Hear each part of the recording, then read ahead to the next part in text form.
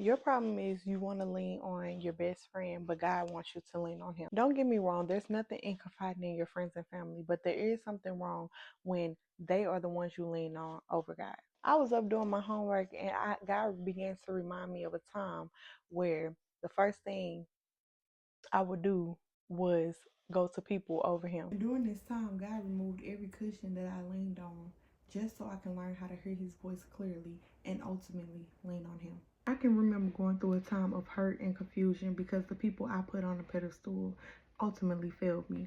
And instead of allowing God to fill those voids, I just started hanging out with other people and wanted them to fill those voids or loneliness.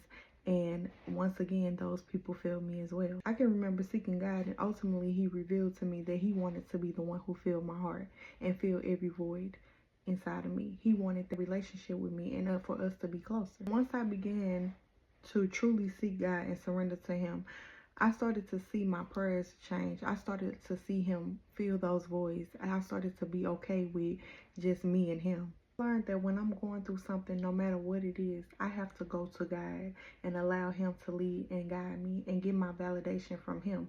He's the one that has to tell me whether I'm right or wrong, not calling up homegirl and giving her the details of the story and allowing her opinion to lead and guide me. I ultimately had to allow God to guide me. And once I began to do that, my life began to change. God took me through this season of my life where I literally had no choice but to depend on Him. And in doing that, it helped me to grow up. It helped me to see and to know that He is my source. People are not our source. God is our source.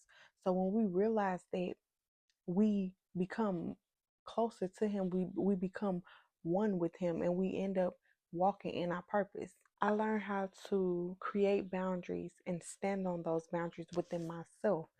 And even whenever I have that urge to call somebody when something happens, the first thing I do is I get on my knees, I pray, I seek God, and I look to Him for direction.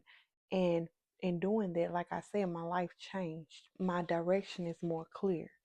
I'm more aligned with my purpose and with where God wants me to be in my life.